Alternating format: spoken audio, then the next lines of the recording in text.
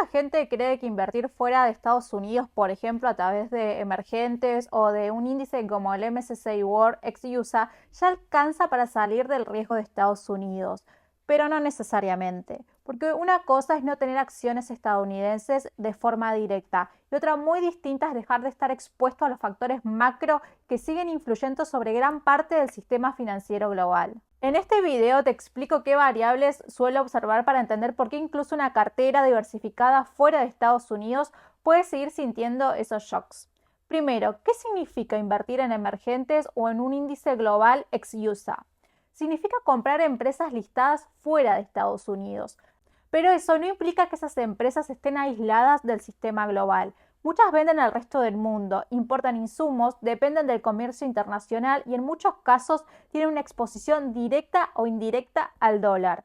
Entonces, que una empresa cotice fuera de Estados Unidos no significa que su negocio esté desconectado del dólar o de las condiciones financieras globales. Un ejemplo simple, una empresa de un mercado emergente puede facturar en moneda local, pero pagar energía, transporte, materias primas o parte de su deuda en dólares. En ese caso, aunque el activo no sea estadounidense, sigue existiendo sensibilidad al movimiento del dólar. Ese es el primer punto. Invertir fuera de Estados Unidos puede reducir la concentración directa en acciones estadounidenses, pero no elimina automáticamente la exposición a los factores macro que nacen o se transmiten desde ahí. Segundo, ¿por qué importa esto? Porque cuando cambian ciertas condiciones en Estados Unidos, muchas veces cambia también el precio del dinero a nivel global. Y eso puede afectar activos internacionales, incluso cuando no tienen exposición directa, por ejemplo, al SP500. El mecanismo simplificado es este.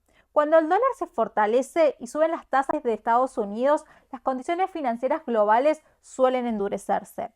Y en ese contexto, distintos activos fuera de Estados Unidos, sobre todo en economías más sensibles al financiamiento externo o al ciclo global, pueden verse presionadas.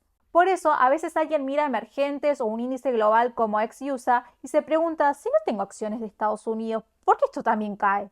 Y muchas veces la respuesta no está en la bandera del índice, sino en los factores macro que siguen afectando a esos activos. Acá hay una idea importante, no quedarse solo con la etiqueta geográfica. Dos variables que yo suelo observar para contextualizar mejor ese entorno son el dólar y las tasas de Estados Unidos. No porque expliquen todo, ni porque den una señal de inversión, sino porque muchas veces ayudan a leer el régimen financiero global.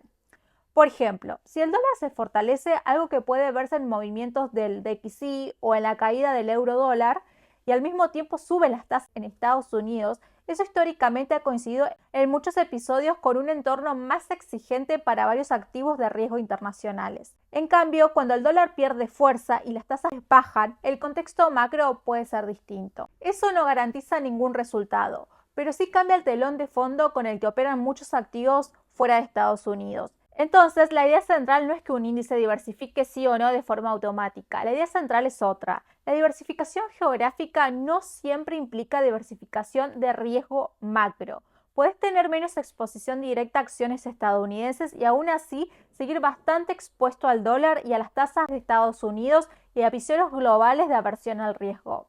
Por eso, más que quedarse solo con dónde cotizan las empresas, el punto clave es entender qué fuerza macro sigue moviendo esos activos.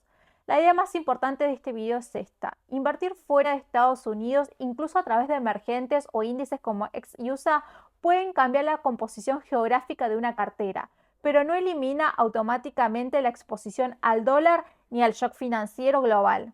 Si te interesa este tipo de análisis sobre macro, mercados e índices internacionales, suscríbete al canal porque todas las semanas subo contenido de este estilo.